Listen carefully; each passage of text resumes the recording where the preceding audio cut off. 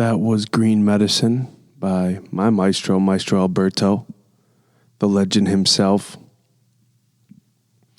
You know, when you come across these spiritual creatures, and yes, I'm going to call them creatures, they are more than human beings, and you come to that realization rather quickly once you start conversing, and beyond that, just being around them, you understand that they understand that there's more to this thing called life. And in the grand scheme of things, to quit taking things so seriously. Right now, we found ourselves in this state of existence where cancel culture is at an all-time high. People are just waiting to be offended. It used to be you would have had to come across some pretty dark stuff to make your jaw drop. And nowadays, I'm so callous to it that nothing surprises me. These Karens that walk around, and I'm using Karen as a blanket, as a metaphor for these people that walk around and they operate on this different plane of existence where they want to call out everything. And it's a very dark place to be. That can't be a happy place. Just searching for the next thing you want to complain about. Because in the grand scheme of things, it comes down to complaining. And I always relay back to the story growing up that we all heard in school. The boy who cried wolf. If we start making a big deal out of what on the surface is small deals, well, eventually the big stuff no longer holds weight. And that's a dangerous place to be because 70% of Australia's burnt down last year. So many miles of California burnt down. Our shores are caving in on themselves. Our rainforest is being deforested. Farming is popping up. Livestock popping up beyond the natives' needs. There's corporate greed that is playing a role down in the Amazon. And the more we freak out about what people wear on Halloween or a mistake a reporter made, the less we're going to worry about nature dying in front of us. What are we doing about it? You know, I can buy this bracelet for ocean to hopefully get plastic out of the ocean and cross my fingers that the money I spend is going to end up in the right hands and go towards the cause. But what are we doing on the ground level? And I think minimizing our complaints to the big things is probably a good start. And that's just me, little old me on the ground level. So when it comes to doing something for a cause, well, I found my angle in having conversation with people who are doing a heck of a lot more than I am. Carlos Tanner, I truly believe, is going to be a key piece in saving our planet. He is the founder of the Ayahuasca Foundation. And this is a foundation that they're doing things differently. And I really radiate with that because, as you know, how I operate, I like to do things unique. And Carlos is in the world of plant medicine foundations. This episode with Carlos was a conversation between two psychedelic adventurers turned leaders in our own right. It's always a breath of fresh air to hang up my interviewer hat and be a conversationalist. We talked about the Ayahuasca Foundation, Carlos's growth as a teacher and a facilitator, the medicine itself, and my favorite point in this conversation, which you'll hear towards the end, which is the bioluminescent tree called the Noya Rao. This is a literal glowing tree straight from Avatar. The story Carlos shares about how fragile it is will blow your mind. And in this story, you really get an insider's view into how precious nature is and how aware this vegetation is. Stay tuned for that story, and then the conversations throughout it, conversing throughout it. Carlos is someone who he founded the Ayahuasca page on Facebook, and I've been a member of the Ayahuasca page for years. And I became a member before I started traveling down to the jungle in 2015. And it's since grown to over like 86,000 people.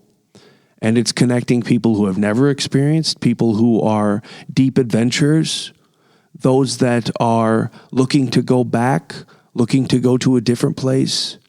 Carlos has facilitated that, and we are so lucky to have him on this planet. I truly believe he's going to save over 1 billion lives before it's all said and done. He will go down in history as a person who played a pivotal role in the healing of humanity. I really believe this, and I'm excited to share this episode with you, but first, a message from our sponsors. This episode was recorded from the Rochester Lapidary Studios here at the Astral Network. Make sure to go to stationaryastronaut.com, sign up to be a part of the exclusive network. You'll receive one-of-one drops for our summer line coming this spring, exclusive content, as well as early bird deals on all of our upcoming events. Rochester Lapidary Jewelers is your original custom jeweler. Got an idea? Bring it into the store or set up a call online to speak with their designers. Go to lapidaryjewelers.com and get your shine on. And I'm gonna be high as a fucking man. And now, the stationary astronaut. What would differentiate your foundation compared to other ones? Well, what started the vision for the Ayahuasca Foundation was really my own personal story, which was that in 2003, I came down to the Amazon rainforest. I was a drug addict hoping to save my life, essentially. I had physical illnesses also that doctors couldn't diagnose. And so I was kind of a mess. And the tipping point of that was me waking up in my car at 3:00 in the morning, having blacked out behind the wheel, driven off the road and into a river, and finding, just waking up and realizing that my car's underwater and I needed to get out. I could have easily died that night. And that gave me the motivation to do something drastic, which for me was to go to the Amazon rainforest and drink ayahuasca with a real shaman or a curandero.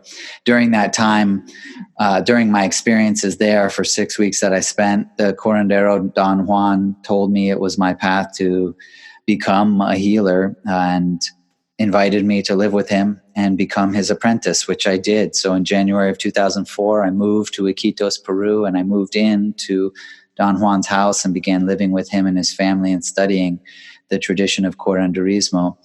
And after 3 years of studying, I'm an American. So when I was studying, I wasn't studying the traditional way, because the traditional way in the Amazon rainforest was to simply take everything in. They didn't, indigenous tribes didn't have written language. So obviously no one was taking notes, and they didn't have access to technological devices. So they certainly weren't making recordings. And, so I had this great advantage in that I was going to write things down. First of all, that was going to give me a big advantage in trying to remember things. And so I started collecting materials just the same way that I had been conditioned to do in my own learning experiences in school as an American. So I took notes. I organized those notes into categories and, compiled them. I used a mini disc recorder back in the day. That's what we had to use to record stuff. That's how old I am, I guess. But and I recorded the ceremonies. I recorded the songs that he sang. I used a video camera also. Sony had a camera that had infrared light, so I filmed in ceremonies so I could see what my teacher was doing in the dark.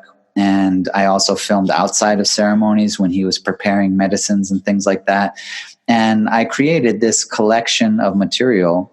I even bought a keyboard and figured out the musical notation and wrote it out in musical notation. So after 3 years, I had this really cool collection of material, and it was all designed to help me to learn. But for some reason, I was just sorting through it one day, and I was like, man, what if someone gave me this? When I arrived, they were like, oh, you're going to study this? Here, take this. And they gave me this notebook full of notes. They gave me these recordings for me to listen to. They gave me these videos to watch, and how much I could have learned in the same amount of time if I had been given this material. And that gave me the idea to start a course. I called it the initiation course. And essentially it was for people that were like me, feeling a call that this was their path, and how they could start and quickly learn the fundamentals and the principles, because I had essentially condensed all of it into a format that was easily digestible in the Western mentality and the format that we were used to learning in. And so I created that course in 2007, and now we've offered that course over 40 times, and that definitely sets us apart from all the other organizations that are offering healing retreats. Now, that's really my passion, but of course we do offer healing retreats, but we try to bring educational elements into those retreats as well, because the more that you understand the process, the more you can participate in the process. But what really sets us apart, I think, on top of that, is that for the last year we've been hosting the first and only government-funded ayahuasca research at our retreat and research center. And the results of those studies will be published soon in a number of journals, and we'll be starting phase 2 of that research in April. And so that's also been just a fantastic blessing to have happen to us, to be able to connect with those researchers and to get the grant from the NHS and the UK to provide the funding for that research. And so we're doing some cool stuff. During the documentation of those ceremonies and that time spent, was there ever any pushback? From my teacher? From your teacher, from any traditional ayahuasqueros who had become privy of what you were doing in documenting ceremony and things like that? No. Interestingly enough, never from a teacher, never from, the actual curanderos or the indigenous people. But there was pushback from Westerners. Mm-hmm. There was pushback from people in Europe and people in the United States who had no connection to their indigenous heritage anymore, who did think that these are secrets of the indigenous people. And it was very odd to me to receive pushback where I'm like, well, I talked to my teacher about it, and he thinks that I should be spreading this information, and he is indigenous. And yet I had people that were not affiliated with indigenous culture, kind of pushing back in defense of the indigenous when I was actually working with them. So yeah, it was an unusual phenomenon for sure. I've had that happen as well during documentation. I was invited to document from the owners of the retreat center. And then this Western mind kicks in where they want to speak for the natives. Right. When it's like, hold on, you have to realize they understand what needs to be healed right now. And right. They understand the modalities needed to be taken to get that message across if we're actually going to heal this planet. Right. Stop trying to step into realms you don't even need to get involved in. We need, as documentarians, bring this message in a positive manner, because you and I talked on Tuesday. I would rather us be doing it than, say, Vice going in and doing a Kentucky ayahuasca show where there's a Westerner running from the law while doing ceremony. Right. Well, I mean, yeah, it's a bizarre world we live in, but you know, the indigenous people that I know, and of course I can't speak, there's so many, but the people that I work with, they feel the same way that I do, which is, and that's why we work together, which is that the more we can do to help people heal all over the world, then the better everyone will be. Like, we'll all reap the benefits if we can do more to preserve the pristineness of our environment, or to return the environment back to a pristine state, or to respect culture.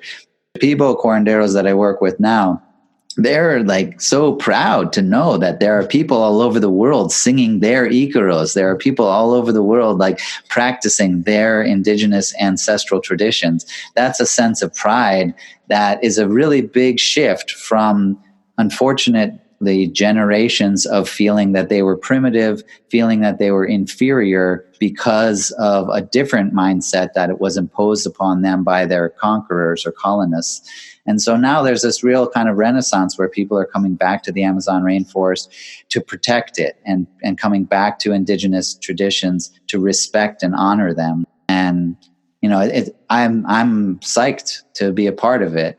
But yeah, I mean, I had a guy write to me and say that, hey, the outfits that the students are wearing in a photo I posted, that's cultural appropriation. And now, granted, this was a man in England, with no indigenous affiliation or anything, telling me that this was cultural appropriation. And my response was, well, when we talked about the course with my teachers, these indigenous curanderos, it was the indigenous curandero who suggested that if these are going to be students, then they should have the traditional clothing that students wear when they do an initiation in the Shipibo culture. And so his wife then made those kushmas, they're called, those ceremonial robes that are made for students, and we gave them to the students. It wasn't my idea. I certainly didn't say, hey, indigenous maestro, make some indigenous clothes for these guys. Like, it was his idea, and I loved the idea because it was an embracing of people, regardless of the color of their skin or their heritage, into this cultural practice. And his response was that the indigenous maestro, the Shipibo maestro, whose idea it was practicing cultural appropriation. There we go again. There we go again. The white man trying to reign supreme. That was boggling, though, man. I mean, that was a white man telling an indigenous person that they were practicing cultural appropriation, which is just like, mind blown. That just tells me, and I see this a lot, because as California spans across the United States, their train of thought, it's kind of cancel culture is taking over our country right now, and it's a dangerous place to be because, let's be honest, it's a lot of white people who don't have much to do. They have too much time on their hands, and as they start trying to speak for the natives, and I literally just had a conversation last night with a man, as they're trying to speak for the natives, something is being lost. And as they think they're trying to do good, they fail to realize that really what they're trying to do is remain conquerors. They're trying to conquer human beings now in a different way, with canceling things. And it's almost like the medicine has taught me personally to just throw up my hands and stop trying to be in control of everything. Just allow, let go, have a release. Our spirit wins in the end. Right. Well, I mean, I kind of see it as something that ties into a phenomenon that thankfully I've been free from I would say the majority of my time studying this tradition, because I live in the Amazon rainforest and because I'm working with these indigenous maestros, I lived in their house even. So I never really had some concept that I was somehow like special or spiritually superior. But it is a phenomenon that seems to pervade like almost all practices that are associated with spirit, which is this kind of egotistical idea that you're somehow more spiritual than someone else, which to me is kind of comical. But I think that's probably what's feeding it. I don't think people are consciously thinking that they want to conquer someone, but they're just thinking, well, I'm more woke, I'm more spiritually aware. Even the concept of being awakened, to me, I was like, really? Like you got to a point where now you can say like, I'm awake and all the other people are asleep. Like that's how you want to phrase it. It's unusual for me, but I never saw that, like living in the Amazon rainforest. No, a curandero is a person. I lived with my teacher for 4 years in his house. He was a father. He was a husband. He got mad at his kids. He fought with his wife. He struggled, with the same shit that every person struggles. I got to see behind the curtain. I saw him when he came into the ceremony space. But I knew what he was like outside the ceremony space too. I knew what he was like at breakfast in the morning. I knew what he was like taking a shit, and he was just a regular person, just like everyone else. And so I think there's an idea kind of when you come down, and especially if somebody walks in, they've got a feathered headdress in and like a jaguar tooth necklace or something. Those elements were an important part of a cultivation of inner environment, I would call it, for the people of that tribe. If a guy walks in with a jaguar tooth necklace, that deserves some respect right off the bat, and we kind of have the same thing. When our doctor walks in, he's supposed to have a white jacket with a stethoscope on, wearing holding a clipboard, stuff like that. When we see that, it does have an effect, hopefully a positive effect, that we want to trust that person. We want to respect them.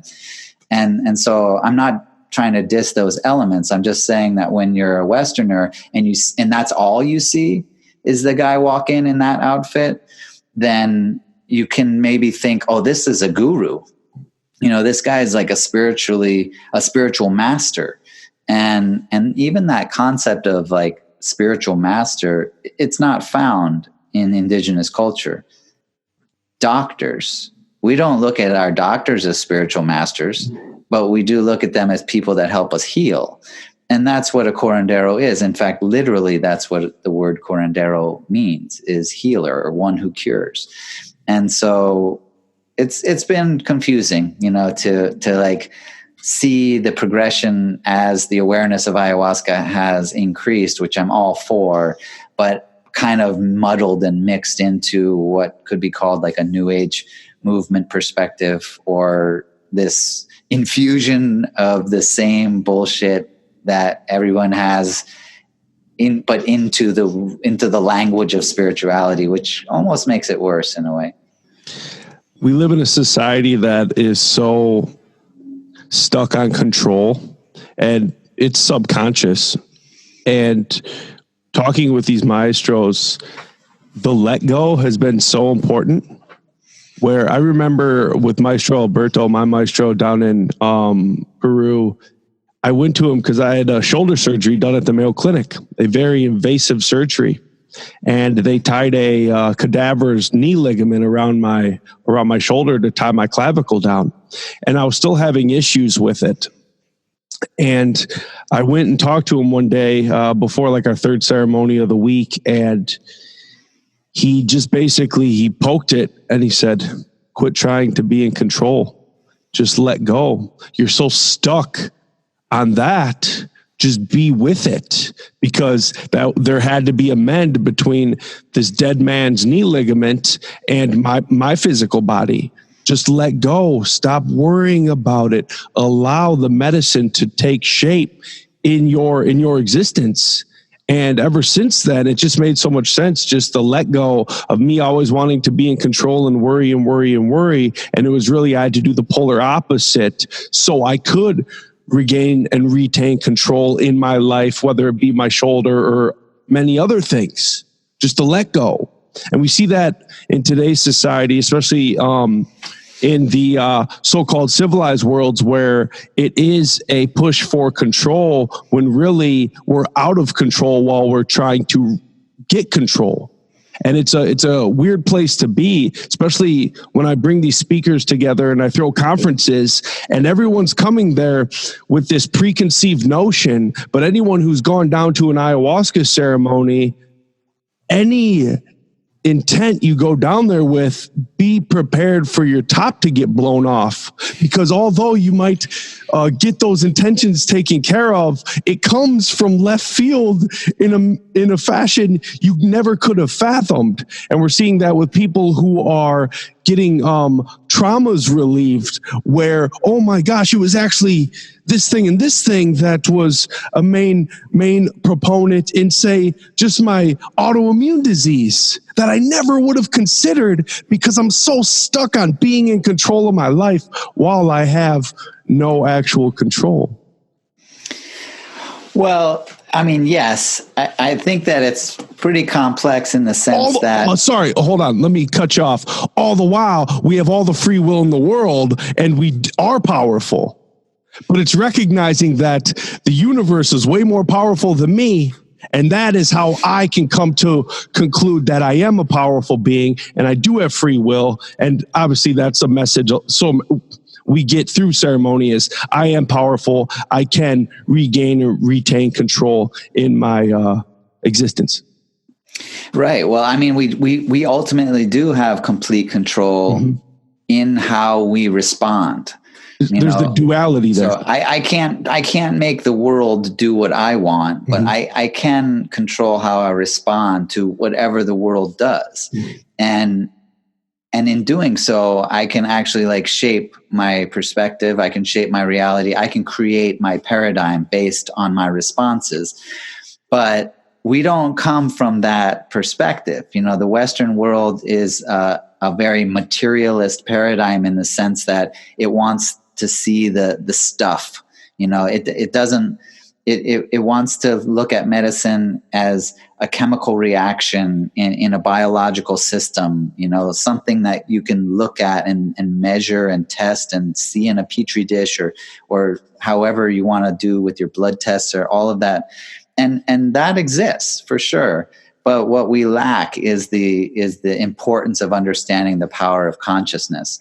And just like the story that you were talking about, your teacher was just pointing out the element of consciousness that was lacking. And so many people in the Western world, simply because we're conditioned in that way, that's the reality that we were brought up in. We just look at the world outside like it's all facts, I just want to know the truth, and yet the truth will always have this in between, meaning the experience, which if you want to call that the truth, like the actual world that you experience, if you want to call that the truth, what happens when you perceive it will never be the truth, because the perception of it will always have an adjustment, an influence about what you believe. All of your own thoughts and ideas will always be influencing how you perceive and then how you interpret the perceptions. But that's the power that we have. We actually have complete control over how we choose to perceive and interpret the experiences of our life. And in doing so, we can then go into our traumas, which are typically inaccurately interpreted and perceived experiences, and we can change that inaccuracy into a more accurate and thus more beneficial interpretation and perception of our past. But it would be great if it was just that easy. So just everybody just do that. Just tap into the quantum field. Don't worry, you got it. No sweat. I fixed it all, you guys. And so that's where psychedelics become such incredible tools, and ayahuasca especially, because essentially they're amplifiers of perceptive ability. So the easiest way to think about it is if you know the spectrum of light. You're very familiar with the term visible spectrum. It's something we learned in school. I learned it as Roy G. Biv, the 7 colors of the rainbow. That's all we can see. We can only see that little frequency of light. Mm-hmm. Biologically speaking, we cannot see more. Other animals can see different elements, different frequencies, but human beings, we can just see this tiny little frequency band of light. If something exists beyond that, it's invisible. But ayahuasca expands that. Ayahuasca allows us to see beyond the visible spectrum and to hear beyond the audible spectrum, to feel beyond the tactile spectrum. All of our spectrums of perceptive ability are expanded when we are under the influence of ayahuasca. And then the tradition and how ayahuasca is used further enhances that expansion. One, by keeping us safe. So you do a ceremony at night in a maloca. You're not like running around in the jungle. Mm-hmm. And then why is it in the dark? Well, already we know that darkness expands your sensory perceptive abilities. And so when you are in the dark for a long period of time, when you're in quiet for a long period of time, your sensitivity to sound and light increases, as well as just physically your pupils increase. So you have a substance that's amplifying your perceptive abilities, and you have a tradition that's enhancing that amplification of sensory abilities. And in so doing, you're creating a heightened physical, emotional, and mental state. And if you think about the state of being that we're familiar with, the states of matter, you've got solid, liquid, and gas, ice, water, and vapor. Well, we've got our body, we've got emotions, and we've got minds. Those are, you could relate those to the 3 states of matter and the 3 states of matter that make us up. In consciousness, those would also relate to the state of ideas, the emotions related to beliefs, and our body related to our personal truths. And so in order to create, to transform an idea to a belief or a belief to a truth, you have to have a heightened state, just like you would in water. You got to boil the water if you want to make it vapor, or you got to freeze the water if you want to make it ice. There has to be a heightened state of transformation. Which is why trauma can instill change. Exactly. Trauma does it, but it does it through negative heightened states. It does it through the states of fear, the states of terror or anger, or negative states. And so the negative state influences the truth. And then you can essentially create a personal truth into your body that is actually very toxic and detrimental to your health. And that's ultimately how I define a trauma. Mm-hmm. The trouble is that if you just lay on a couch talking to your therapist in a very calm, relaxed way, you will not be able to replicate a matching heightened state or a more powerful heightened state to override the state that was used or what that occurred when the transformation from belief into a truth happened, when the trauma happened. So you really need to have an equal experience on the level of heightened state that you're in, physically, emotionally, and mentally. And psychedelics, ayahuasca specifically, but all psychedelics do this to a certain degree. They create that heightened state. But because of the tradition, you're in this very controlled setting, and you're actually, with the philosophy behind it, the ideologies associated with the tradition of use of ayahuasca, you have love at the core. You have love, you have faith, you have trust, you've got nature. All of this is like behind you, working for you. And so now you're creating this heightened state that overrides the state that you were in when you had the trauma. And now you can consciously go in and melt the solidified truth back into a belief and evaporate it up into an idea that can just disappear. And then you can take an idea that you know to be healthy, a belief that you choose and want to be a personal truth, and you can solidify that into your body. And those personal truths become the foundation upon which you build your belief structure. And so when all of that is solid and all of that is beneficial, well, that's healthy. That's perfect. Bringing that trauma to the surface, looking at it from a different perspective, and then sending it down the river to Brazil. Yeah. That's what we would always say. Go get rid of it. Send it down to Brazil. They can deal with it. No, totally. Well, okay. About Brazil. No, it was, so when we talk about spirit and science, you and I kind of went in depth on Tuesday about this. Is that the only thing lacking in science is once they accept the, what we perceive as the fact of this energetic vessel living within a meat body, when they start accepting that, do you think that's where healing will really take place in Western medicine?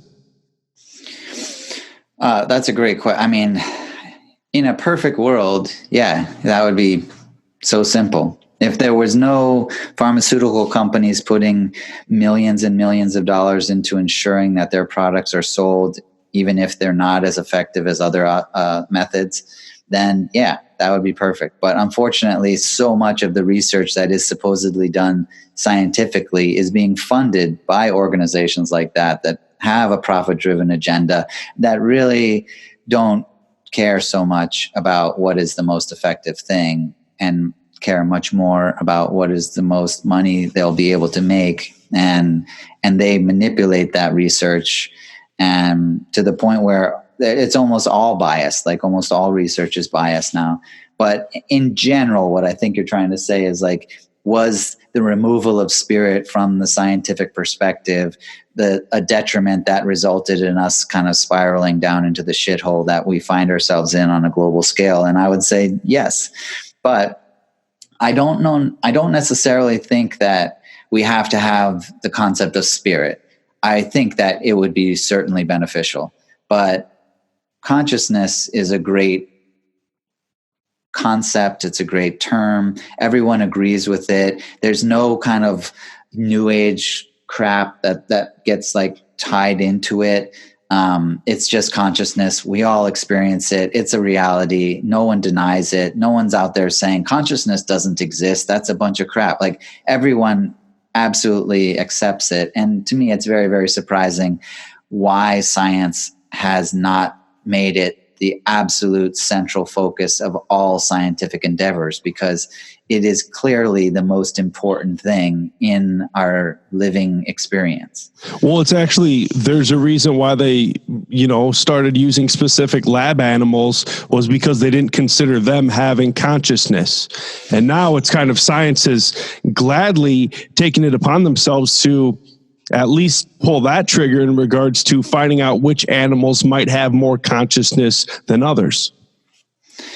Yeah. I mean, the way that science has seemingly tried to remove consciousness from their practice is baffling to me, especially today, to still have it. Like I said, it's such a materialist perspective. So consciousness, you can't see it.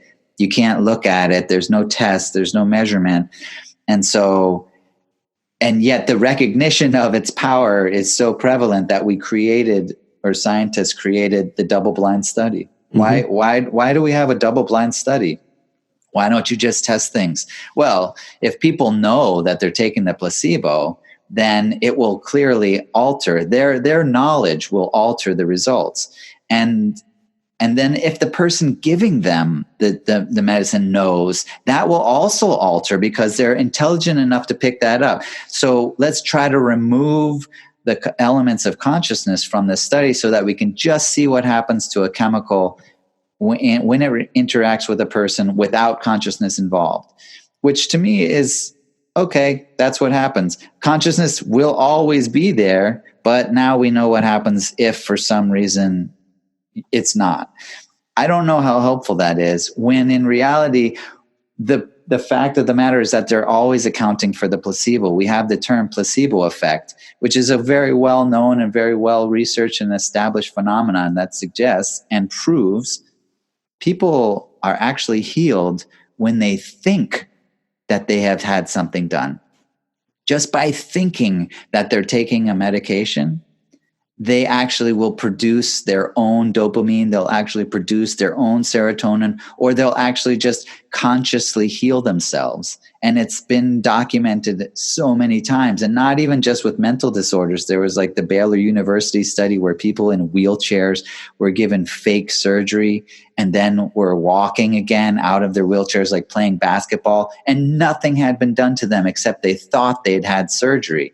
And that points back to like what the maestro was saying to you about your shoulder, like how involving your consciousness in the healing process is the greatest advantage you can have. Like, shouldn't we make this the central focus of our research? Is like, hey, people are healed just with their minds, but let's try to like throw that data out. Let's try to remove that data. What are we doing?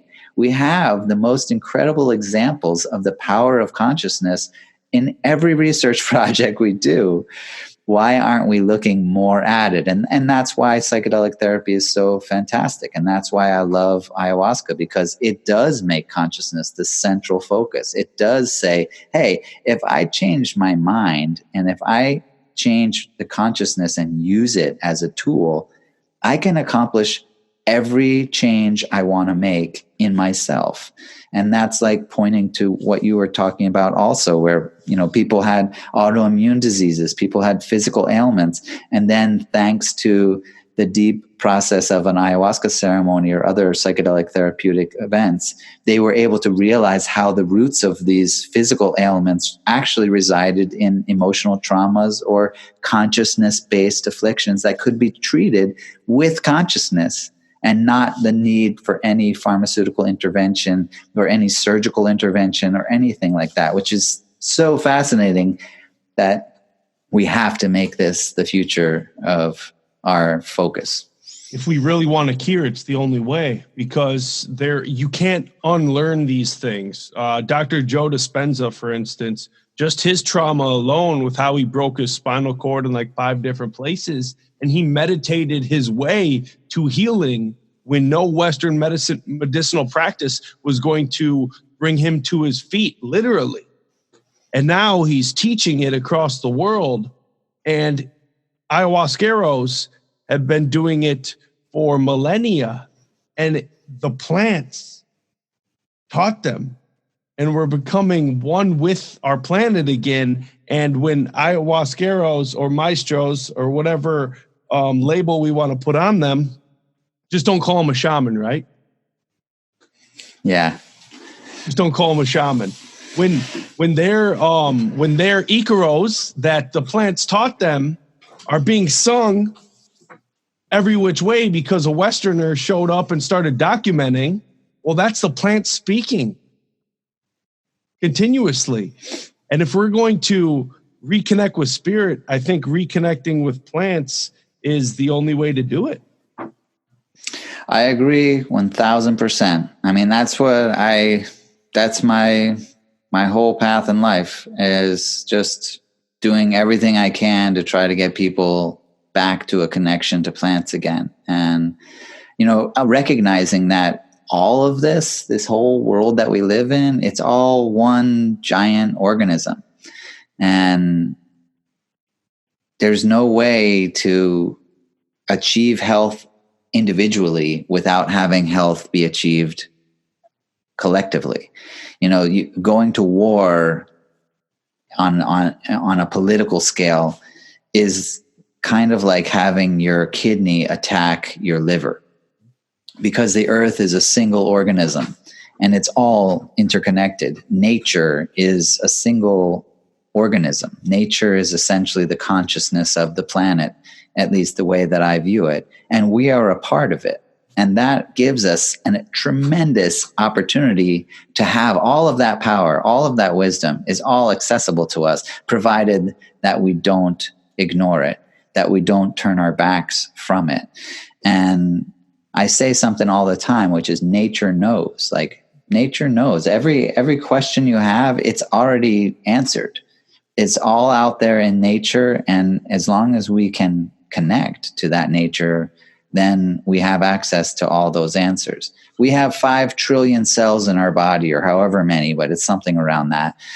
And all of them are individuals. Every cell, you can take a cell out. It's got its own systems. It can live on its own for a little while. But that's what makes our body. 5 trillion little individuals. And they're all trying to do their best. And they're all connected. They all communicate. They all work together. But sometimes some of them go rogue, sometimes they're like, fuck this, I'm not paying attention anymore. And so the others have to try to figure out how to get them back in line, make peace and have harmony again, sign some treaties in there. Mm-hmm. And that's the microcosm, but that is the macrocosm that we live in the outer world too. We're all cells in one giant body, and our job is just to do the best we can. So as long as we are healthy, then we collectively add to the health of the greater organism. Well, you spoke it as we disconnect from our physical being, autoimmune disorders kick in and they start fighting against one another. And if autoimmune disorders aren't a definition of where we are at as a society right now, as an autoimmune epidemic is upon us, that's disconnect from spirit. And when we talk about, you can go into every little macro and microcosm of our society from factory farming. We are disconnected from these species that we're eating. I read in a book, this is probably almost a decade ago, it was just a meditation book about meditating while we eat and being one and traveling back from each piece of food you're putting in your mouth, traveling back to its culmination. And that's its own form of meditation. And it's really just becoming one with the medicine we put in our body, which is why we kind of all agree that big pharma isn't going to be the solution, because all it is a blanket with side effects attached to it. Yeah. I mean, it's hard to look at how the pharmaceutical industry has manipulated and tainted the medical industry as a whole, or the healthcare industry. It's kind of, I don't know if it's even accurate to use that term healthcare anymore, but because they don't care. And wealth care, baby, wealth care. Yeah, I think that's true. That's better. But yeah, it's hard not to get angry about it. There's so many people that can be healed. So many people's suffering can be alleviated. And unfortunately it's not, it's being perpetuated for the purpose of making money. But I'm hopeful about the future. The research that we're doing, when it gets published, I think that will make some big waves, and that should be just in the next couple months. And Johns Hopkins University announcing their plans to build a psychedelic therapy research center, Imperial College announcing their plans to build a psychedelic therapy research center. Just the fact that we have government funding to research ayahuasca, I kind of feel like the tight grip of the pharmaceutical industry is at least starting to loosen. Of course, we're talking about a grip that is bigger than the oil industry, bigger than anything, but the power does reside in us. If we change our minds, and as a nation or as a population, we decide that we're going to take a different route with our health, then nobody buys pharmaceuticals anymore. And that's it. It's over. And we're seeing that even with the oil industry now. It took some game changers. Obviously, Tesla was a huge game changer, but everybody's making electric cars now, and it's over now. Gas powered cars, it's over. We're just kind of cleaning up the pieces, but there's not going to be gas powered cars in the future. And we can do the same thing with pharmaceuticals, and hopefully the publication of the research that we're doing and the work of other institutions like Johns Hopkins and Imperial College and Beckley all contribute to the changing of people's paradigms to understand that nature is actually the solution. And that's the kicker. We don't want anarchy in Western medicine. We want symbiosis. The problem is so many of these companies, they want control of the modal. And it kind of goes back to the whole let it go principle where, well, how do we get these figureheads and these execs to let go and understand that there's still money to be made in this industry, but we can't bastardize it? And do you think that's maybe where a fine line needs to be drawn, is how do we get everyone healed without it being bastardized and pimped out? Yeah, well, that's another like part of it. I mean, I don't know how many times I've heard people say that ayahuasca should be free. You know, we obviously charge for our programs, and you know, I've heard that criticism so many times that I should just be giving it for free, which obviously is a pretty ridiculous concept. Like, oh, I shouldn't have any money at all. Like the people that are typing that into their social media accounts. On their laptops, you know, in their comfortable homes, that with the money that they made doing some other work that is probably not as wholesome as trying to heal people.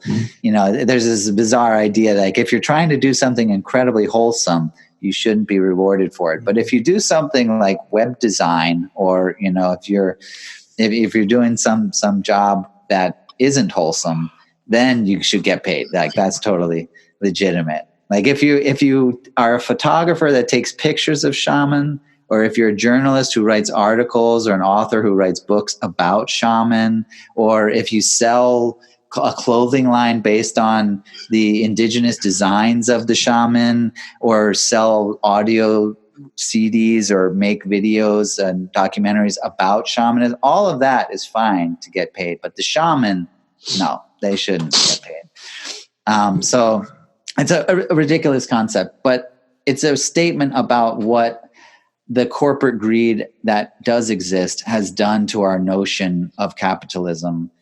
You know, the notion that like, if you do something, you should get paid for it. This notion, which is to me like the simplest form of capitalism. If you work, then you get a wage. And no one really disagrees with that. I'm surprised that people disagree with it about ayahuasca personally, but it's a concept that makes a ton of sense. If I'm going to spend my time and energy doing something, then I should have a reward for it. It's just that corporatism has infected that system to such a level where there's no compassion anymore. There's no caring anymore. There's just a lack of consideration as a whole, except for the amount of money that you make. And that obviously needs to be fixed. I mean, it's a sickness inside of a system that is actually something that's completely logical. Everyone agrees that if someone comes over and does work for you that you benefit from, you should give them something in return. And that's how we make the world work. But when we stop caring about people and we stop thinking about the consequences of our actions, except in terms of how much money we're going to make, then yeah, we're going to go down the wrong roads. And that's pretty clear now. Well, the game has been tainted when there's mega churches with pastors who are preaching the word and they're flying in private jets. And then you have foundations like the Pink campaign that got exposed with the NFL, where there was so much corporate greed involved. So people have that seed planted in their head, and that's what they've grown to expect in regards to how they perceive people getting help. All the while, it doesn't work like that when you have facilitators and people like yourself who have gone through the ringer to heal themselves so they can give back. All the while, it doesn't mean you still aren't in a monetary system. Totally. Yeah, I mean, I often think to myself, when I like have criticism against me as if I'm some sort of millionaire or something. I don't even own a house. I rent. You know, I'm not wealthy at all. I left a job that could have made me wealthy to move to the Amazon rainforest. And that's the story of most people that are doing it. Fulfillment is something that can't be bought, you know, and when someone hugs you and tells you that you saved their life, there's no price on that. You know, I'll take that over the million.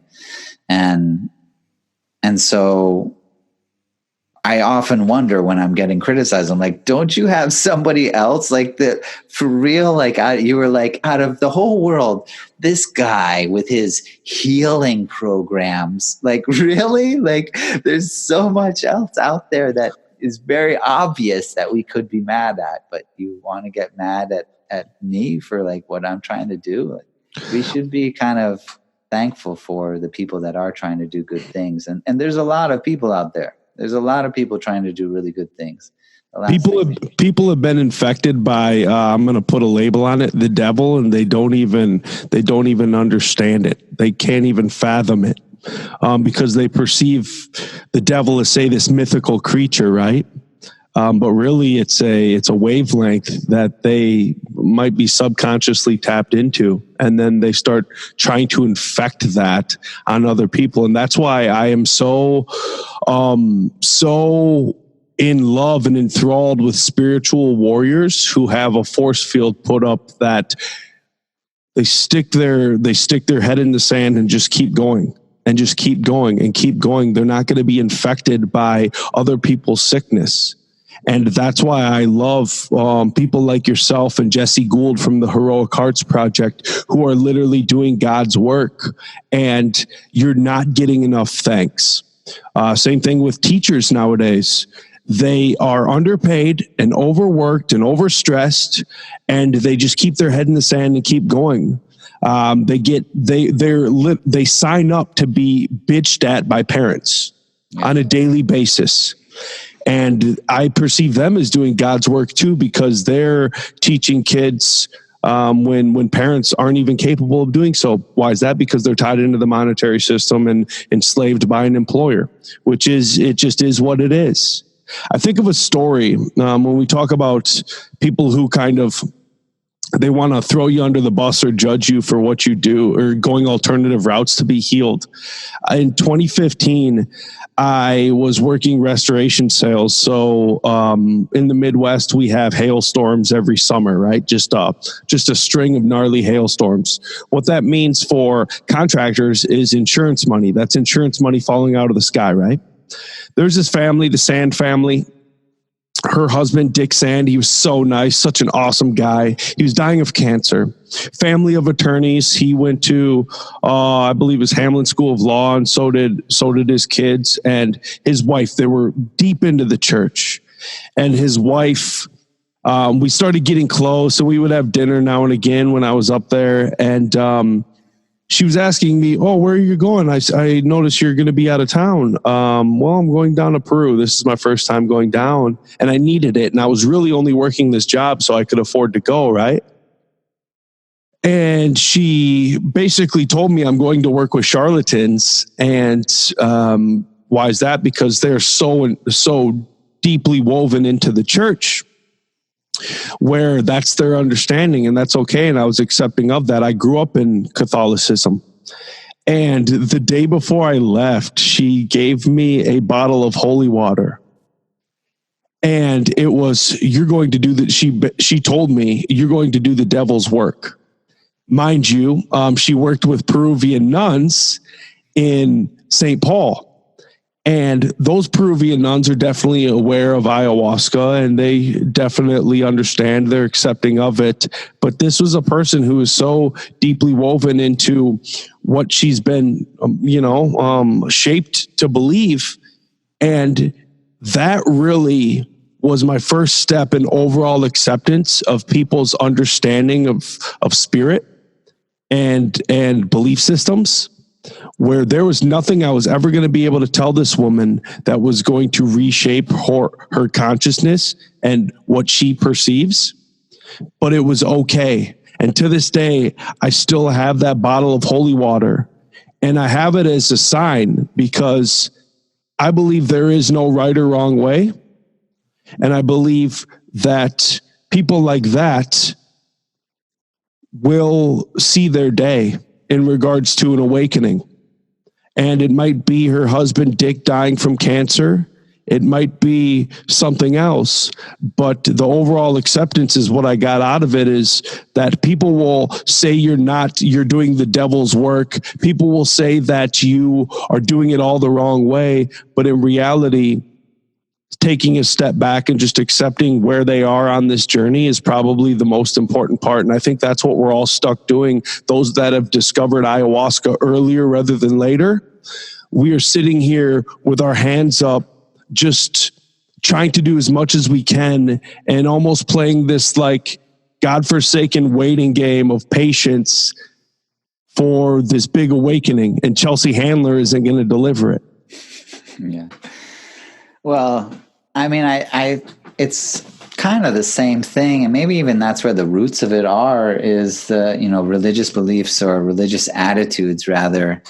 When I was talking about the games we play to pretend like we're more spiritual than other people, and I kind of feel like it happens in the church a lot, where if you go to church 10 times a week, then you're, more closer to God or something than someone that goes once a week. And if you don't go to church, well, then clearly you're like inferior or on whatever level that is. And then of course, like looking at a different religion, whether it's a different sect of a religion or a different religion entirely, all of that like creates somehow this bizarre system. And even in the Catholic Church, I've always kind of been baffled about how there today exist female Catholics. Like their system has a literal hierarchy that kind of has one man at the top, and it can only be one man at the top.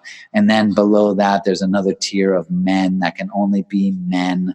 And below that, and eventually you get down to like the common people. And it's almost like a literal spiritual hierarchy.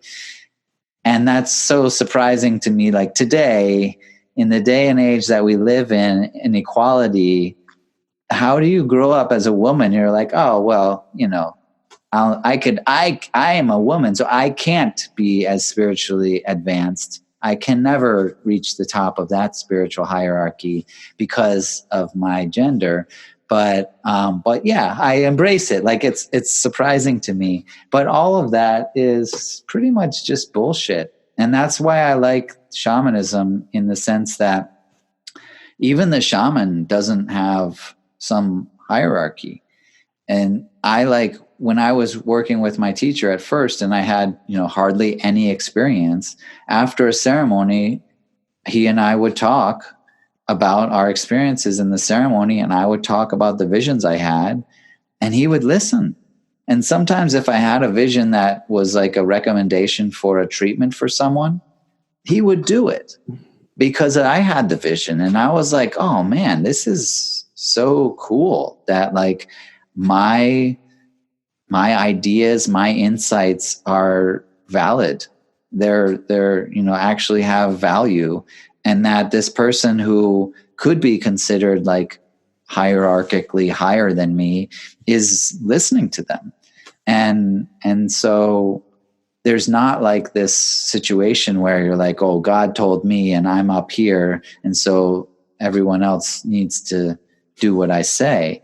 It's much more like, hey, I'm going to do my best. You do your best. Hopefully we can like make this happen. And that to me is like, speaks more to what I see in nature. And malleability, and it kind of goes to show the let go and just being okay with just allowing your feeling help shape healing, and they're okay with it. Malleable. I think that if you have a good doctor in the Western world, then that doctor is going to listen to you. If you come in, like I had an instance where I had symptoms in my leg, where my leg was like filling up with blood, my lower leg. And I went to see a doctor, and I said, well, I think I might have a blood clot in my leg. And the doctor just was like, well, no, that's not it. You're too young. And I said, well, you know, I play a percussion instrument and I wear a strap with this drum, but it's only a single shoulder strap and the drum rocks when I'm playing it and it hits me on the same spot in my knee and I would get bruises there. And now because my leg is filling up with blood, I'm thinking that maybe I caused like a blood clot. I know what the fuck is going on. I'm alive in my body, living my life. This is my insight. And the doctor was like, no, that's not it. Sent me home without doing the test, told me to like try to stay off my leg for a bit. And I believed her because she was a doctor. But I came back 4 days later, way worse, and was like, look, can you give me the test, please? Like, because I feel pretty confident it's a blood clot. And she was like, well, we will do the test if you're asking for it. I'm like, I am. So thank you. And then of course they said, oh, you have a blood clot. And they're like, how could this happen? And I'm like, what the fuck do you mean? How could this happen? I've been saying it and you're not listening. So hopefully people out there do have good doctors that do listen to them. But also with religion, I used to defend religion, to be honest. I would defend it like, well, pure religion is not to be, you know, there's nothing wrong with the pure religion, that concept. Like the belief isn't the problem. It's the way that people interpret it and act upon it. Mm-hmm. But at a certain point, I just said, fuck that, man. It's the religion. Like, let's just like all have our own religion. Let's not have a name, like whatever. You're a Nicholasist or whatever you want to call yourself. And I'm a Carlosist, and everybody gets like a free, we're all on the even. Hey man, what's your spirituality pronoun? Yeah, right. Whatever we are, that's what we are. And our view is equal to everyone else's. And then we don't have to deal with that bullshit. That's kind of my hang up with veganism is I understand the route where you're trying to go. I'm talking with a gut biome specialist tomorrow, and they've shown what veganism does for your gut biome and also what it does for your blood in your body. Basically, it can give men better erections just because of the blood flow by going vegan. Okay. I get the root cause, but when they start turning it into a religion and you're naming your softball team after all of you being vegan and things like that, well, then that's tribalism and that's separatists at work. Whatever happened to not condemning people who eat meat, but welcoming people and teaching them and educating them so maybe we can all come to the conclusion that it's team us? Yeah, I mean, good luck going down to the Amazon rainforest and convincing indigenous people to go vegan. I think that veganism came about because we are so privileged. You know, we have access to everything now in our life, but not everybody does. In fact, not many people do. The percentage of the world that can actually go to a supermarket and just get whatever they want that's been shipped in from all over the world is quite small. Pretty much just California. I mean, maybe bigger than that, but globally speaking, like very few people get to do that. And veganism would be an incredible challenge. In fact, it wouldn't be recommended if you didn't have that access. And so all of that has to be taken into consideration. I think that as a whole, whether you eat meat or vegan or vegetarian or whatever you are, everyone is against the way that the meat industry is operating. Mm-hmm. You know, the way that the giant industry of meat is it's terrible. You know, and even if you eat meat, even if you love to eat meat every day, it's you can't like look at the way that the meat industry is operating if you actually were to look at it and be like, yeah, that's the way it should be done. Like, of course, it should not be done that way. But I think that in terms of like trying to figure out what the best way is to eat, I definitely think it is a personal decision for every person. And I would recommend looking at their ancestry. You know, like if That's you, huge. That is huge. Yeah. If you came from an ancestral line, because also the idea of like moving to a different part of the world, which is also a privilege that we have, but very recent privilege. If the human race has been 100,000 years, or even conservatively just say 50,000 years, we're talking like the tiniest little blip of generations in the recent history where people were like, you know what, I'm going to live on a different part of the planet. That didn't happen. So for thousands, tens of thousands of years, our ancestors lived in the same place that had only access to that same variety of food. And that's what our bodies were built on, and we were built for. And so if you're trying to figure out like what the best diet is, for me, like take a look at what your ancestry is, because chances are your body is designed to eat the foods that your ancestors ate for tens of thousands of years. But I don't think we'll ever come to like some universal diet. And trying to make like an indigenous person vegan is kind of a ridiculous concept. It's just not practical. It's unrealistic. That's why, I love when I go down to Peru, I just love the organic chicken and the fish I get to eat. Right. When it's just walking around, like, oh, maybe we'll eat that chicken tomorrow. And people are just catching fish out of the river. That to me, like, that is wholesome. That I don't have a problem with that. I was a vegetarian before I moved to Peru. But then when I lived with my first teacher, he had chickens. We went and caught fish.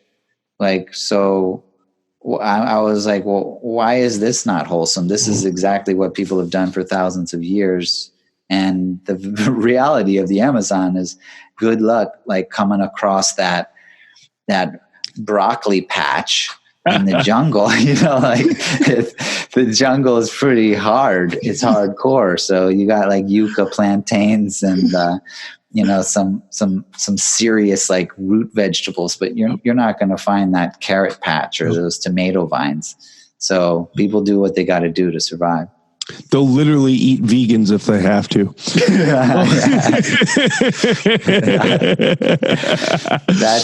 That's part of their ancestry. No, I had Thaddeus Owen. He's one of my friends, and he came on the show. The first time he came on, he was telling me about my bloodline comes from the Northern Hemisphere, and we, through our ancestry, shouldn't eat as much dairy. It's very hard on our stomachs and our skin. And that's something I wouldn't know unless I knew my ancestry. Right. And it goes to show, and it has to do with how our body takes in vitamin D and things like that. And I might be wrong. I might be polar opposite, where I shouldn't be eating wheat. We should be eating more dairy. I'll have to listen back. But it just goes to show with not everyone is the same, you know, in regards to how our biology works. Oh, totally. I mean, I think that there's some kind of classic answers where if you have an Italian person and they're drinking olive oil every day, and then you do the same thing with someone from a different, like an African person drinking olive oil every day, one person gets heart disease or something, and the Italian is just totally fine. It improves his health or her health. Actually, to clarify, it was if your ancestry comes from the Northern Hemisphere, you're good to go with dairy. But he compared it to Africans and people closer to the equator. They have a lot of issues with dairy. So their body doesn't take it in as well. Because why is that? Because they've already taken in vitamin D from the sun through millennia with their ancestry. Totally. Makes it makes sense. When it's broken down in layman's terms like that, it makes sense. And it's being played out nowadays where you're having tribalism force things down your throat, but they're not taking ancestry into consideration. Same thing with ancestral trauma. There was a study done. I went and saw this woman at the Mayo Clinic, and Dr. Gabor Mate eventually interviewed her for his book. She did this, I think it was a 19-year study in regards to studying Holocaust survivors and studying Vietnam War veterans. The cortisol levels were the same in their grandchildren that weren't even in the war. What does that say about ancestral trauma? And then when you go and drink ayahuasca and you might do some past life transgression and you realize, holy moly, there's way more to this portfolio that I haven't even brought to the surface yet. Right. Well, thankfully, like epigenetics has come onto the scene. So that's like a better way of understanding genetics, but also like lends itself to that empowerment. With epigenetics, we have the power to change the way that our genes express themselves. But what has been understood through the process of developing the concept of epigenetics is that you pass on the methods for reacting to your environment. You know, we essentially unconsciously teach our future generations how we react. And so when you have a trauma, it affects the way that you react, the way that you respond. And then your children essentially learn that that's how to respond. And so without really having a direct transmission, they're picking up these unhealthy, inaccurate response mechanisms, which essentially do create cortisol level changes, or the literal like chemical expressions of those, but they're stimulated by consciousness effects, the response effects. And, you know, understanding that gives us a better handle, because for so many generations, once genetics came out, people were like locked into it. They're like, fuck, I'm fucked. My genetics are this way. Mm-hmm. But now epigenetics says, actually, no, like you can consciously change the way that you respond. And that to me is what it really means to be responsible. And then that's where we set up our kids for success. Right. And our future bloodlines. And I think that's why I am beyond looking for, self-improvement. I think and I told my wife this, I made it a point to get on this medicine journey, this deep medicine journey before we started having kids, because I wanted to start recalibrating myself so it wouldn't be passed on to the extent of my broken self living through her. Does that make sense? Totally. I mean, I had the experience. I don't know if I consciously went into it, because at the time I wasn't married. I wasn't like thinking that far ahead. But just for my own personal like well-being, and I had a crazy process where I was releasing the traumas of generation after generation and seeing them all like in visual form. And that was just an incredible experience. But afterward, in reflection, and still before I had gotten married or had kids, I was like, I'm so glad that I'm not going to pass that down anymore. Like I'm the last one, and now it's like a clean slate from here forward. Camera high five.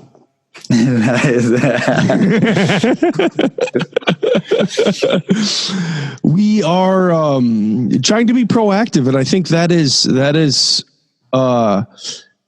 not something so many people can say, because I see it in this hamster wheel of corporate America. And, I come from the land of Mayo Clinic, where we're the largest employer in the state, more than the state itself. Mayo Clinic has over 40,000 employees here.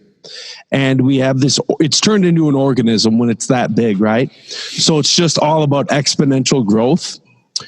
And it's all about, they pay people. How they pay people is they pay them a living wage. So as our economy and our inflation goes up, well, then your wage scale goes up, if that makes sense. So people have become enslaved to that. And by taking part in that system, they talk to you about it. My business partners work at the Mayo Clinic. My grant writer works at the Mayo Clinic, and they talk about how a piece of them is being lost every single day they go in and they electronically clock in, because they are stuck there. And it's a scary place to be when you have a medical system that is the leader, the number one hospital on the planet, but its employees, its staff, their souls are being sucked dry All the while, it is their duty and their mission to keep this planet healthy. Right. And I see it from the inside. I grew up in this city. We are the Silicon Valley of medicine. Of pharmaceuticals. Zombies walking around, baby. Yeah. I mean, I think what you were just describing kind of touches upon what's wrong with the corporatist model. Because if you look into nature, you know, sustainability is not about exponential growth. It's actually like this, you basically keep the same. You're not trying to get more, you're just maintaining. And that's the way it was for a really long time. Like you'd have a town and there would be stores in those towns, and they weren't trying to take over the next town. They weren't trying to have 10,000 customers. They had their customer base and they served those customers, and they made enough money to do it again. And they made enough money to do it again. And that money they were able to build their house or live comfortably in. And that was very, very sustainable. And in forestry, you know, there was this time for a long period of time where chopping down trees was a business. If you did it smartly, you measured the growth of your forest each year, and that amount of growth is what you cut down. Mm-hmm. Every year, your forest stayed the same size. And then you knew forever that you would always have this forest, and it would always provide the wood. And that's how much money you would make. But that when greed came in, which was literally like in the 80s, then, oh, yeah, let's just cut the whole forest down and we'll make a ton of money now. And that's kind of the epitome of this corporatist model. And when it gets involved in the medical industry, then you're like, oh, man, now we got problems. That and the prison system, you know, a privatized prison system. So now you've got like 2 for-profit companies that want to increase their profits every year. They want to have, you know, more and more return on the investment. So they want to have more and more profits every year. But where do they get their profits? Sick people. So you want more and more sick people every year. You want people to be, you know, you don't want people to die, but you want them to be sick, because that means more sales. That means more medicine, more profits. And that's what we're doing. We're trying to make more profits. Mm-hmm. So let's make more people sick. Well, that's a fucked up system. That's not going to work out. It's not working out, because that's where we're at. And the privatized prison system, which we also are fucking doing, is like, okay, we make more money. How can we make more money? Well, we need criminals. So let's hope we get more criminals. What can we do to make more people criminals and more people sick? Well, that's definitely not the recipe for a successful society. In fact, that's just doomed. When big pharma lobbyists and Monsanto lobbyists are ever in the same room, that's when you know you have a problem. Oh, Monsanto's owned by Bayer. That's what I'm saying, man. So like, it's the old Dick Cheney rule. Let's cause a war so we can go clean it up. Yeah, for real. You know what I'm saying? It's exactly the same thing. And the industrial military complex, you could say, like, invented it. You know, they kind of pioneered it. Like, hey, let's fuck up. Let's start a bunch of shit, and then we'll make tons of money selling all these weapons. But it's almost more, I mean, that's just straight up evil. Uh-huh. But it feels almost more evil when it's like in your own country, it's at home. These are our own brothers and sisters, like, and we're doing it to ourselves, you know. Mm-hmm. It's almost another step up in evil. Yeah, false flag events. You know, and FDR, he warned us about the military-industrial complex. And the most obvious one is the Gulf of Tonkin, where it was, what was it? So they bombed a boat. We bombed our own ship and then blamed it on, was it the Cubans? No, the Gulf of Tonkin, I want to say it was the Korean War, wasn't it? Well, we blamed it on somebody else so we could go to war. Right. And then every war. That's every war. And same thing with like in 2003, where Dick Cheney's coming out saying that there's weapons of mass destruction in Iraq. Just tell us you want to go there for oil. Don't make up this fallacy that there's weapons of mass destruction. Don't find any, and then here we are. We're still in the Middle East in a war, you know? Well, in a very similar fashion, I'm going to make a prediction that the like coronavirus, I think it's called in China right now. Yep. How much you want to bet that a new coronavirus vaccine is going to be available, and the whole country needs to like go out and get their corona vaccine? That is already what's happening. It's already come out that was lab made. And it's we've become numb to it, you know, where we just know this is, because that's not even a bold prediction. That's reality. They create this, you know, because it's profitable. Well, we've seen it, the swine flu, bird flu, like let's just make an illness so that we can just have this quick flash sale and sell all this medicine. And yeah, people will probably be paralyzed and create autoimmune diseases from what we sell them, but whatever, we make a lot of money. No, what's crazy is there is an actual somewhat simplistic solution. And that is for, say, like 2-3 days, nobody goes to work. Don't go to work.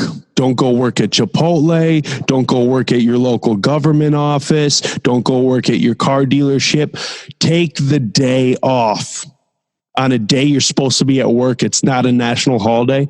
Watch what happens. That would be mankind, the majority, the 99%, showing the big dogs who's really in control. I'm not going to play ball. I'm not going to go to work. Just take a day off. Watch what happens.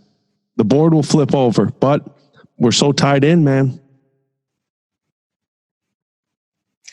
Well, I think it's going to take a little bit more than that, but I'm just talking to just like at least to exemplify that we do have that power. It would be nice. We don't need to go storm the streets. Just go play outside for a day. Don't go to your local office. Go play outside. I mean, I love the idea, except that people's minds have been so twisted up, you know? Like them taking the day off isn't going to change whether or not they go to their doctor to get more pharmaceutical medication, or, you know, whether they make the decisions that they do because we've been so manipulated to think a particular way, you know? But having it not work out, like, you know, having it play out. So many people, you and me, just having this conversation is evidence. There's so many people that are looking at the system the way it is and being like, that's not going to work. And we're actually making moves. We're actually doing things to try to make it better. And to me, the very easiest, simplest answer is nature. Nature is always there waiting for us to come back. Just like little children, our parents look at us and think that they've got to learn those lessons on their own. We're learning those lessons, and we're now coming back to the awareness that nature, our parents, the plants were right. And it's time to come back and be respectful and save ourselves and save the planet. And nature's the way forward. A possible promising solution when we talk about ancestry is tapping into the 1%er bloodlines into their children. I don't know if you know much about the Rockefellers, but Nelson Rockefeller was actually a proponent for the study of psychedelics. Meanwhile, David Rockefeller, well, he's a Bilderberger. He's all about control, things like that. So if we start tapping into these politicians' kids, and we start bringing them to Burning Man, we start bringing them down to the jungle when they're in a state of a little bit more malleability, I think that might be a step in the right direction. If we tap into these universities like you have, I don't know if you work with Roland Griffiths at Johns Hopkins. But if we start tapping into these universities where a lot of these rich kids go, and we start kind of bringing them the awakening, I think that might help us generationally, at least get us into the door of long-term ancestral change. Well, sure. I think that's happening anyway. Mm-hmm. Yeah. But having like psychedelic therapy be a thing, that's a term now. Psychedelic therapists is an occupation. And once people start taking substances like ayahuasca, LSD, mushrooms, San Pedro, peyote, things like that, they're going to be able to figure things out. Mm-hmm. Like there's going to be a revolution of consciousness, and it's happening, and it's been happening. The greatest minds were the ones that were interested in psychedelics when they were first discovered, at least by the Western world. Mm-hmm. And, it was a banker from JP Morgan who wrote the article on Maria Sabina and her use of mushrooms in Mexico.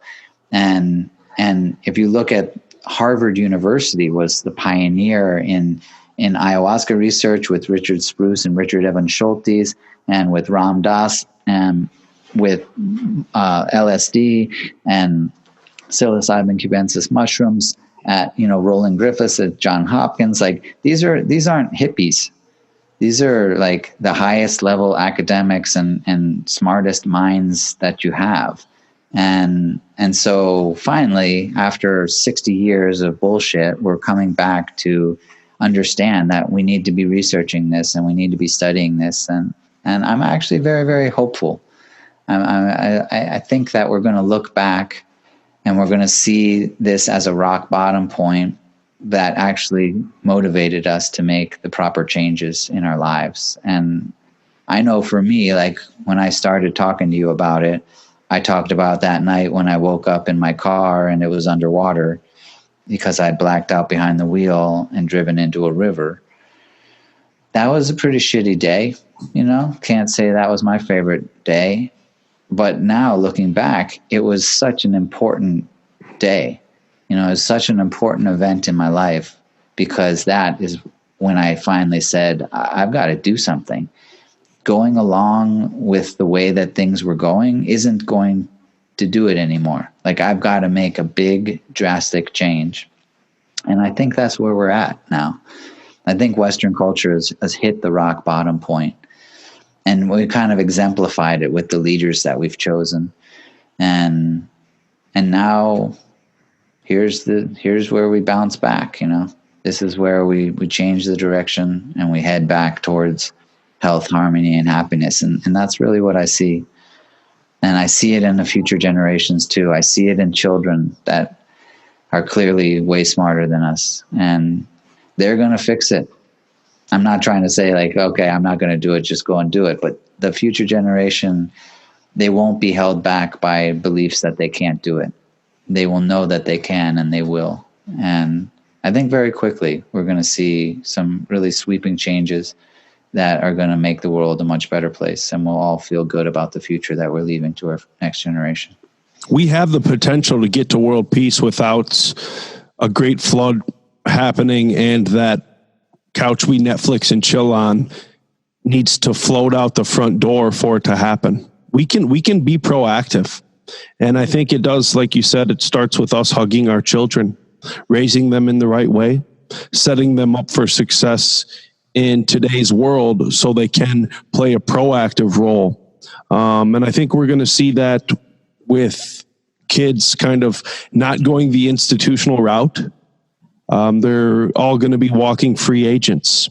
They're going to understand the power within themselves that they can do it without having to go get letters behind their name. Although that helps, it doesn't mean that they can't create relationships within one another and actually be the change they wish to see. Well, we see it already. If you're homeschooled, Harvard actually values that more. Stanford values it more. If you don't have some normal education. And we have the examples of some of the greatest minds and the most successful people in our societies, and they didn't go to college, and they didn't go the route that we're conditioned to think you're supposed to. And that's influencing the next generation to say, you know what, I'm going to do it my way. I'm going to be creative, because creativity is actually the most valuable resource that we have. And so if we're cultivating creativity, then we're going to be cultivating the creative solutions that we need to the problems we have. And that's where we're at. I actually feel like I'm excited about it. Mm-hmm. Like I started the Ayahuasca Foundation 10 years ago, and there are so many more ayahuasca retreat centers now in the last 10 years. There's ayahuasca ceremonies being held everywhere in the world. We've got over 400 students that have completed our training programs, and there are ceremonies in 18 countries being led by students that completed our courses. There are churches that have been formed. There are centers in countries where it's not prohibited, and that's just coming from our center. There is just this massive wave sweeping the world. And that's bringing us back into connection with our nature and back into connection with our ancestral heritage, back to the point where we were in communion with nature in an intimate way. And it's just picking up speed. On February 20th, there will be a social media movement called Thank You Plant Medicine, #Thank You Plant Medicine. And there will be, I predict there'll be over 100,000 people sharing their stories about how plant medicine helped them in their lives using that hashtag. And that's just going to keep going. Santa Cruz 2 days ago decriminalized ayahuasca and all entheogenic medicines. All the plants, all naturally occurring products that were normally Schedule I drugs are now decriminalized in Santa Cruz, California, following the same initiative that happened in Oakland, California last year, which started with the initiative to decriminalize psilocybin cubensis mushrooms in Denver. That's going to keep happening. Every city is going to decriminalize plant medicines. Every state, every country will decriminalize plant medicines very, very quickly.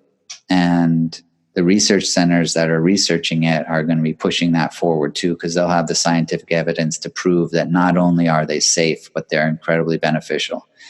And so in the next 10 years, when you and I meet up again and talk about this, we're going to be talking about a whole different world, and we'll be smiling about it.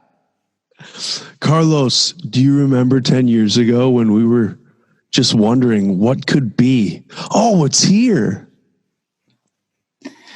Dude, I do. I have a lot of memories of 10 years ago. I married my wife 10 years ago. Mm-hmm. Big changes happened. I married my wife, started the Ayahuasca Foundation, both in the same year. That was a massive shift for me. And now I'm looking at 10 years complete and another 10 years ahead. And I think that it's all fantastic. The plants are driving it. They know what they're doing. Ayahuasca has an agenda. We work with a bioluminescent tree called Noya Rao, and Noya Rao is making some serious moves. It's working to bring enlightenment into the world. Okay, so hold that thought. I have to go to the bathroom quick. I drank a green smoothie and it's wanting to excrete out the front of me. Stay there, because we're also going to talk about the ayahuasca page. Don't worry, I can edit this. I will. I'll just talk about Noya Rao because I just brought it up. You go to the bathroom. Okay. You come back, it'll be caught up. So Noya Rao is a Shipibo name for a tree. It's a bioluminescent tree, meaning that literally the tree produces its own light. The leaves glow in the dark. And it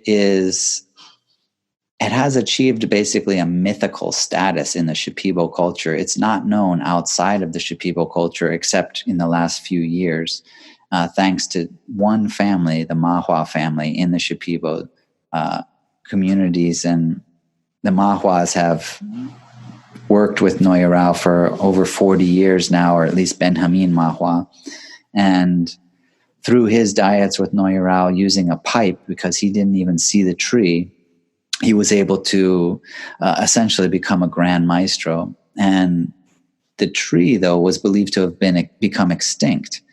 And yet when Benjamin's daughter, Doña Bilma Mahua, became partnered with Don Enrique Lopez, Don Enrique started using that same pipe to do a Noyarao diet of his own, except that he began to see the actual tree, and it wasn't that far away. He began to investigate, and he actually found a living Noyarao tree.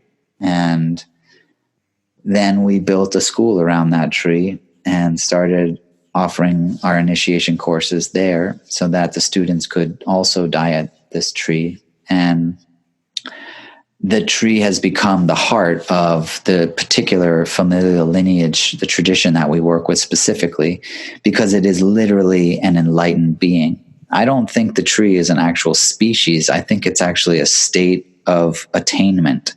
And that's actually been confirmed by Benjamin Mahua, who said that there are Noyarao trees all over the world. It's just that they don't all look the same. And so I have a personal theory about how it happened, which is that the Amazon rainforest had these glowing trees, and they were prevalent, and they were obvious guides to humans, because a human would inevitably unconsciously be attracted to a tree that glowed in the dark. And so they began connecting with these trees and learning from these trees, and that essentially formed the science of plant medicine within certain indigenous groups, the Shipibo specifically.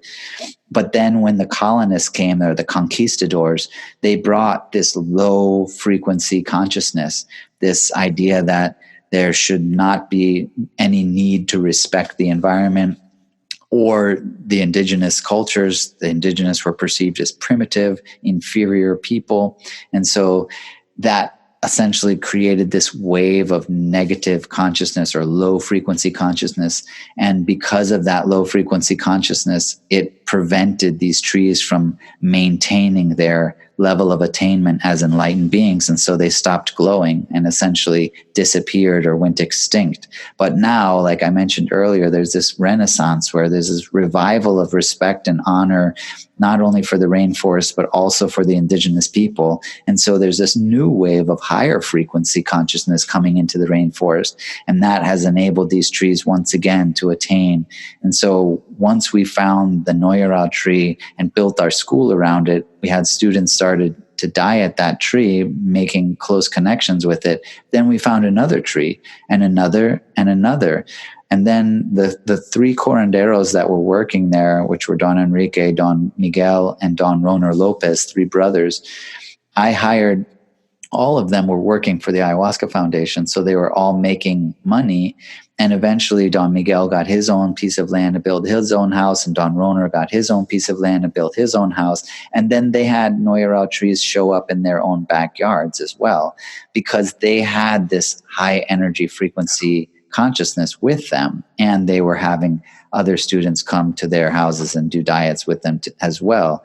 And so the Noyarao tree is this fucking amazing being. It is literally an enlightened tree. It glows in the dark, and it is now like coming back into the rainforest, and also coming back into the world to help to guide people on this revival to bring health back to the planet.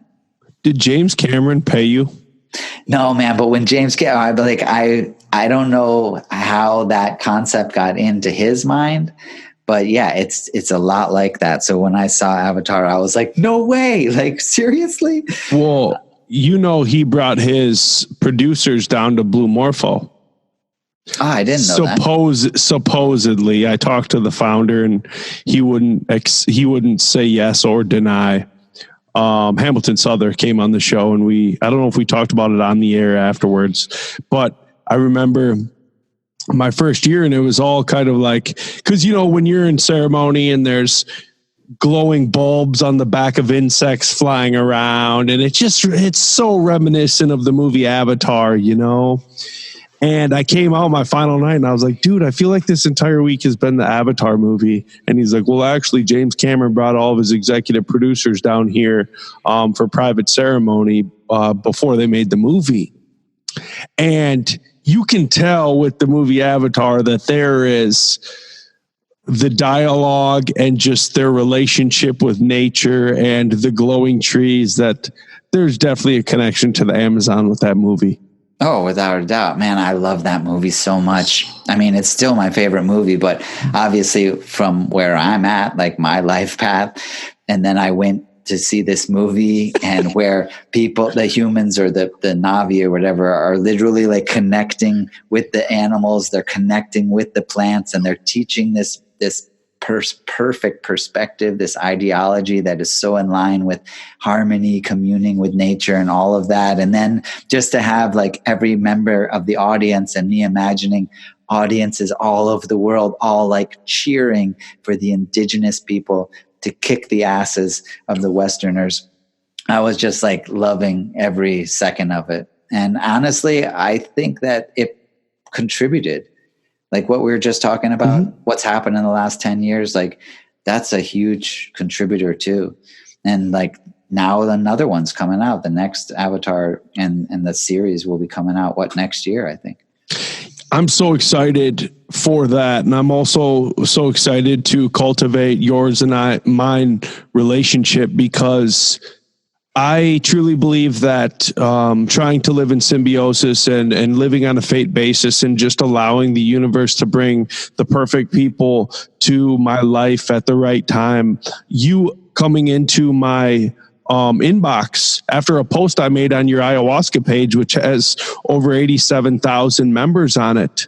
Someone asked for podcast recommendations, and I just left a list of the interviews I've had with some of these plant leaders. I thank you so much for messaging me and beginning the conversation, because honestly, Carlos, I never would have thought in a million years that the founder of a page I've been a member of for a long time was going to contact me. And thank you for being a vessel for what is yet to come, because hopefully, like you said, in 10 years, we're having a reminiscent / brand new conversation on where the world is at that moment in time with the groundwork we put in right now in our own way. Dude, I remember when the ayahuasca group on Facebook hit 1,000 members, and I was like, 1,000, like it's got 1,000 members. Oh my God, you know? And now it's like getting up to 88,000.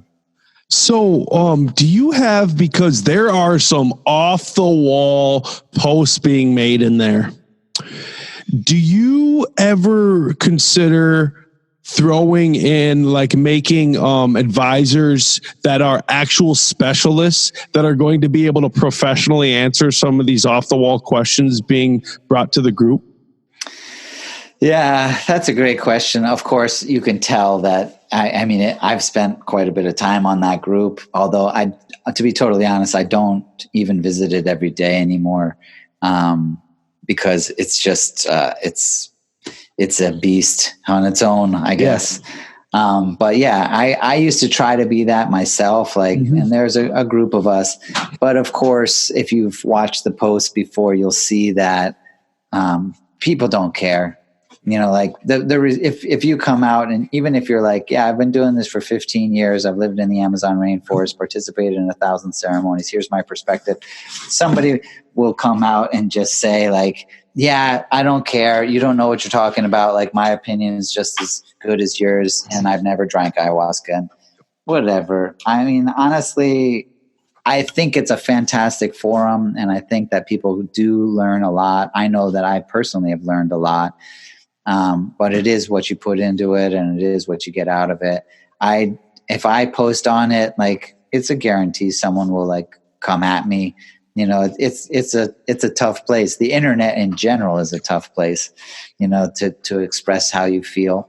But I think in general, it's a wonderful place. You know, there's 87,000 members, and somehow we get along enough to not tear into each other all the time. And so, you know, I feel really lucky to have certain moderators. We've got like 12 moderators that do like spend quite a bit of time on there doing a good job. And I'll go in and clean it up sometimes as well, try to like put some comments in there, but I do have a busy schedule now. And I was spending like 3 hours a day on that thing when I was starting it. But now I just kind of leave it for the moderators more. Well, at the root, there is a purity to it. People who are trying to, whether that be gain new information, more information, learn, trying to experience themselves, trying to talk through experiences they've had. There's a diverse conversation going on is basically what I'm trying to say. And it is a gift. And I don't know how I came about it. I don't know if it was pre-ayahuasca, post-ayahuasca, but what I do know is that it is a great template for conversation, and I really appreciate it. I appreciate that. Yeah, I what I will do more now is go into private messaging. So if someone like posts something and they're looking for information and I think I might be able to help them, I'll just private message them. And that way, like, I don't have to deal with like the back and forths of all the mixed opinions and things like that. And so in that sense, I've actually like kind of made some cool friends that way, like, just by starting private conversations. And I try to make myself as accessible as possible. But at the same time, I do find myself writing to people that private message me to complain about something. And a common phrase I use is, thankfully, it's just Facebook. Because I do think people maybe get a little bit overboard in how they react. Someone posting a comment and now it's like the world is ending or something. When do you return back to the glowing tree? I'm in the States up until the end of March. So I'm here for a couple months. My plan is to write my first book and complete it before I head back. And so we'll be heading back to start up the phase 2 studies for the research. And actually, we should have the research from phase 1 published by then. And then, another like kind of cool, mysterious thing, I believe that a Netflix series on healthy living is going to come out in April. And one of those episodes will be with me at our research center, talking to a very famous movie star that I'm not allowed to say who it is yet, but I will definitely be letting the ayahuasca community know about that when that happens, because I think it'll be really cool to have Netflix like talking about ayahuasca research and not be like Kentucky or something, like for real in the Amazon rainforest the way that we're doing it. That is huge. I can't wait to touch base when that comes about. Same thing with the studies coming out as well, because I want to make sure that our viewership gets a hold of it as well, because it's going to take a village to keep this push going strong. Yeah, definitely. Well, it'll be awesome. There are like charts in the studies that make it very, very easy to kind of see, oh, this is where people started. And then this is where they ended in terms of their level of depression, or this is where they started with anxiety, and this is where they ended 6 months later. They were still there. So it's like very, very easy to just very, newsworthy or social media platform worthy, where you just have one picture. You don't even have to read the whole study. You can see it very clearly depicted. So I think that it's going to be pretty groundbreaking. Well, and that's the cool thing about plant medicine as a whole, is as dynamic as we like to make it sound, it's very simplified.